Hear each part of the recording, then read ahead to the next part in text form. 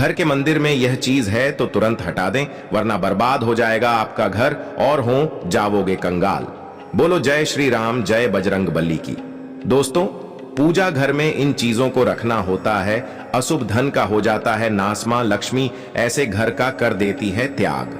साथ ही आज के इस वीडियो में हम बताएंगे उन विशेष चीजों के बारे में जिनका पूजा घर में होना होता है बेहद आवश्यक। दोस्तों, अगर आप घर में सुख समृद्धि और धन की कामना करते हैं तो यह 3 चीज पूजा घर में होनी ही चाहिए। स्वयं भगवान बजरंग बली जी ने इनके बारे में बताया है, तो पूरी जानकारी के लिए इस वीडियो को अंत तक जरूर देखें। तो वीडियो में आगे बढ़ने से पहले आपसे निवेदन करेंगे कि हनुमान जी के अगर आप सच्चे भक्त हैं तो इस वीडियो को एक लाइक करें और कमेंट बॉक्स में जय बजरंग बली, जय श्री राम अवश्य लिखें।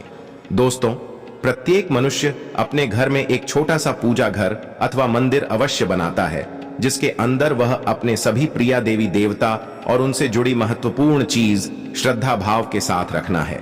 लोग अपने मंदिरों में देवी देवताओं की तस्वीर और इन चीजों को भी रख देते हैं, परंतु हमारे शास्त्रों के अनुसार मंदिर के अंदर कुछ चीज रखना जितना फलदायक होता है, उतना ही कुछ चीजों का रखना अमल और अशुभ होता है। यह कुछ वस्तुएं ऐसी हैं जिनसे घर में नकारात्मकता बनी रहती है और लड़ाई झगड़ा क्लेश कलह और नुकसान ही नुकसान होता है। आज हम बताएंगे ऐसी ही अशुभ चीजों के बारे में जिन्हें कई लोग जाने अनजाने में घर के मंदिर में रख देते हैं। अगर आपके भी मंदिर में ऐसी चीजें रखी हुई हैं तो उन्हें तुरंत वहां से हटाकर किसी दूसरे स्थान पर रख दें। इन्हें पूजा घर में भूल से भी ना रखें। लोग ऐसा इसलिए करते हैं क्योंकि उन्हें लगता है कि यह चीजों की धार्मिक पूजा की जानी चाहिए। बागेश्वर धाम सरकार गुरुजी कहते हैं कि कलयुग में मनुष्य कुछ अशुद्ध चीजों को धार्मिक मानकर उनकी पूजा करेगा, जिन्हें शास्त्रों में वर्जित माना गया है। भगवान बजरंग बली जी ने इसकी भविष्यवाणी पहले ही की हुई थी कि कलयुग में मनुष्य धार्मिक और अशुभ चीजों की भी पूजा करेगा। तो चलिए जान लेते हैं हमें हमारे पूजा घर में कौन सी चीज रखनी चाहिए और कौन सी नहीं। दोस्तों, सबसे पहले दीपक और धूपदान के बारे में जान लेवे। दोस्तों, भारत की परंपरा मिट्टी से जुड़ी हुई है, इसलिए मंदिर में पारंपरिक मिट्टी का दीपक अवश्य होना चाहिए। अगर आप मिट्टी का दीपक नहीं रख सकते हैं तो धातु के दीपक का उपयोग करें। अगर भगवान में आपकी आस्था ज्यादा हो तो आप उपले पर गुड़ और घी रखकर उसका धूप भी दे सकते हैं। ऐसा करने से घर में सुख शांति बनी रहती है। दूसरी चीज है स्वस्तिक। घर के मंदिर में स्वास्तिक अवश्य होना चाहिए। आप इसे रोली से बना सकते हैं। स्वास्तिक आपके घर की शक्ति, सौभाग्य, समृद्धि और शुभता का प्रतीक माना जाता है। यही मुख्य कारण है कि कोई भी शुभ कार्य करने से पहले स्वास्तिक का चिन्ह अवश्य बनाया जाता है। तीसरी चीज है कलश। भगवान बजरंग बली जी कहते हैं कलश सुख और समृद्धि का प्रतीक है। अपने मंदिर में रोली कुमकुम से स्वास्तिक बनाकर उस पर मंगल कलश अवश्य रखें। ऐसा करने से घर में सदैव समृद्धि बनी रहती है और ऐश्वर्या की प्रताप होती है। चौथी चीज है शंख। बहुत ही कम लोग जानते हैं कि शंख की उत्पत्ति समुद्र मंथन के 14 रत्नों के साथ हुई थी। इसी कारण मां लक्ष्मी को यह अत्यंत प्रिय है। शंख ध्वनि से सकारात्मक ऊर्जा का संचार होता है, इसलिए मंदिर में शंख अवश्य होना चाहिए। शंख की उपस्थिति से महालक्ष्मी प्रसन्न होती हैं और घर में कभी भी धन की कमी महसूस नहीं होती। पांचवी चीज है घंटी। मंदिर में आपने घंटी अवश्य देखी होगी। घंटी को बहुत ही शुभ कारक माना जाता है जी। घर के मंदिर में घंटी की आवाज होती है, वहां का वातावरण शुद्ध और पवित्र बनता है जी। घर में पूजा के दौरान घंटी बजाई जाती है, उससे घर के आसपास की सभी नकारात्मक शक्तियां दूर हो जाती हैं और साथ ही सुख समृद्धि के द्वारा खुलने लगता है। तो दोस्तों, यह चीज है जिन्हें घर के मंदिर में जरूर रखना चाहिए। आइए अब जान लेते हैं कि घर के मंदिर में कौन सी चीज कभी भी नहीं रखती चाहिए। सबसे पहले बात, गणेश जी की विषम संख्या में मूर्तियां। दोस्तों, पूजा घर में कभी भी गणेश जी की मूर्तियां 1, 3, 5 ऐसे विषम संख्या में ना रखें। अपने मंदिर में गणेश जी की केवल 2 मूर्तियां रखें, इसे शुभ माना जाता है। अगर आप अपने मंगल की कामना करते हैं तो गणेश जी की मूर्ति मुख्य द्वार पर अंदर की तरफ मुंह करके लगा लेना। कई लोग यह गलती करते हैं कि मुख्य द्वार पर गणेश जी की मूर्ति बाहर की ओर से मुंह करके लगा देते हैं, जिससे उन्हें काफी नुकसान का सामना करना पड़ता है।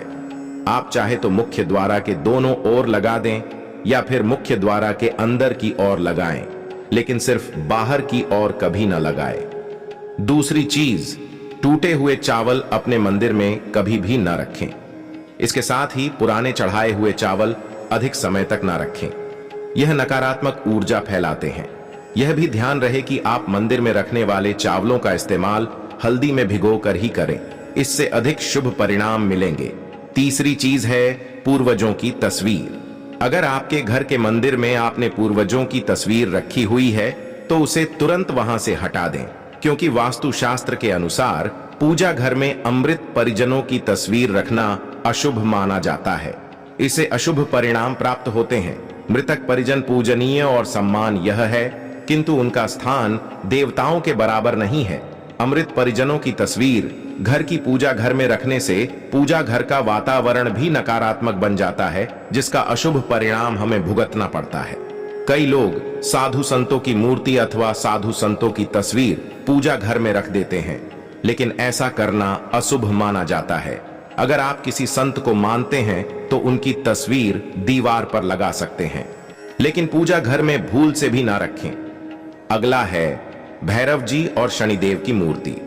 घर के मंदिर में भैरव जी, शनिदेव अथवा काली माता की मूर्तियां भी नहीं रखनी चाहिए। इसी के साथ ही माता लक्ष्मी की खड़ी हुई मूर्ति की पूजा नहीं करनी चाहिए। माता लक्ष्मी सदैव बैठे हुई मुद्रा में होनी चाहिए, तो इस प्रकार से पूजा घर में इन मूर्तियां को नहीं रखना चाहिए।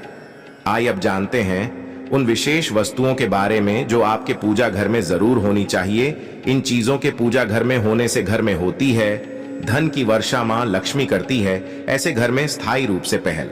वो चीज है गंगा जल। हमारे शास्त्रों में गंगा जल को अत्यंत पवित्र माना गया है, इसलिए पूजा घर में गंगा जल का होना अत्यंत आवश्यक है। गंगा नदी सभी कष्ट को नष्ट करने वाली तथा सभी व्याधियों का नष्ट करने वाली है। इसलिए अगर आपके पूजा घर में एक तांबे के छोटे से पात्र में आप गंगा जल भरकर रखते हैं तो आपके पूजा घर की शुद्धता हमेशा बनी रहेगी और आपको आपकी पूजा का संपूर्ण फल प्राप्त होगा। दोस्तों, दूसरी चीज है कलश। शास्त्रों में कलश को पूर्णता का प्रतीक माना गया है। चाहे वो सत्यनारायण की पूजा हो, दीपावली हो, नवरात्रि का पर्व हो या फिर किसी भी प्रकार का उत्सव हो, मांगलिक कार्य हो, कलश की स्थापना किए बिना सब कुछ अधूरा मारा गया है। पूजा में कलश का उपयोग देवताओं का आवाहन करने के लिए किया जाता है। ईश्वर के सामने तांबे के कलश में पानी भरकर रखना इतना शुभ होता है कि अगर हम अपनी रोज की पूजा करते समय भगवान के सामने तांबे के कलश में पानी भरकर रखें तो उसका चमत्कारी प्रभाव हमें अवश्य देखने को मिलता है। इसके लिए मुख्य रूप से तांबे के कलश का उपयोग करें। पूजा में अगर किसी सामग्री की कमी रह जाए तो परेशान ना हो या पूजा बीच में ना छोड़ें। ऐसे में भगवान को चावल और फूल चढ़ाई और मन में ही उस चीज का ध्यान करें। प्लास्टिक की बोतल में या किसी भी अपवित्र धातु के बर्तन में गंगा जल कभी नहीं रखना चाहिए। आप पवित्र धातु जैसे एल्यूमिनियम और लोहे से बने बर्तन, इनमें गंगा जल ना रखें। गंगा जल तांबे के बर्तन में रखना शुभ रहता है। केतकी का फूल शिवलिंग पर अर्पित नहीं करना चाहिए। किसी भी पूजा में मनोकामना की सफलता के लिए दक्षिणा अवश्य चढ़ानी चाहिए। मां लक्ष्मी को विशेष रूप से कमल का फूल अर्पित किया जाना चाहिए और अगर आप यह शुक्रवार के दिन करते हैं तो इससे कई गुना लाभ मिलता है। इस फूल को 5 दिनों तक जल छिड़कर पुनर्चढ़ा सकते हैं। हमेशा इस बात का ध्यान रखें कि कभी भी दीपक से दीपक जालना नहीं चाहिए। शास्त्रों के अनुसार जो व्यक्ति दीपक से दीपक जलते हैं वो रोगी होते हैं।